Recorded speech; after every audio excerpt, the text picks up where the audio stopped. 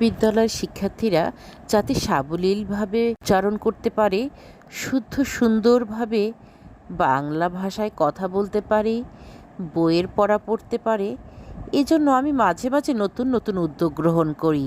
আমি চিন্তা করি এই উদ্যোগগুলো তাকে একদিকে যেমন উৎসাহিত অনুপ্রাণিত করবে, সুন্দরভাবে বাংলা এবং ইংরেজি পঠনে সাহায্য করবে, অন্যদিকে সে হয়ে উঠবে একজন আত্মবিশ্বাসী মানুষ।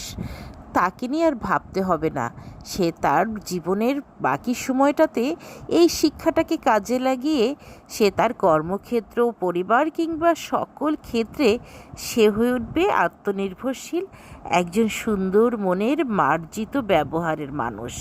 কারণ একজন মানুষ যখন সুন্দর করে কথা বলতে পারে, বই পড়তে পারে, অন্যকে পড়াতে পারে, কিভাবে কথা বলতে হয় শিখতে পারে, তখন তাকে অবশ্যই আমি বলবো একজন মননে গড়নে সকল ক্ষেত্রে একজন আদর্শ মানুষ।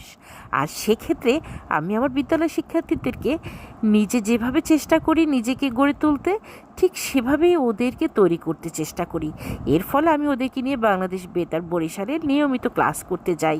সব সময় যে একই শিক্ষার্থীদের নিয়ে যাই তা কিন্তু নয়, ঘুরিয়ে ঘুরিয়ে অন্যদেরকে উৎসাহিত করি। তুমি যদি ভালো উচ্চারণ করতে পারো, ভালো করে পড়তে পারো, তোমার পঠন দক্ষতার উন্নয়ন ঘটে, তাহলে তোমাকেও নিয়ে পরবর্তী ক্লাসে যাব। এবং এর মাধ্যমে আমি তার কাছ থেকে অনেক ভালো ফলাফল পাই, কারণ তাদের ভিতরে প্রতিযোগিতা শুরু হয়। আরও ভালো করে কথা বলতে পারা, নিজেকে তুলে ধরতে পারা এবং বক্তৃতা, বিতর্ক, কবিতা আবৃত্তি পড়তে পারা, লিখতে পারা, সকল ক্ষেত্রেই তারা যেন একজন আরেকজনের সাথে এক প্রতিযোগিতায় নামে। আর যখন যে কোনো প্রতিযোগিতা হয় ভালোর জন্য, তখন মন্দ কি? আর আমার সাথে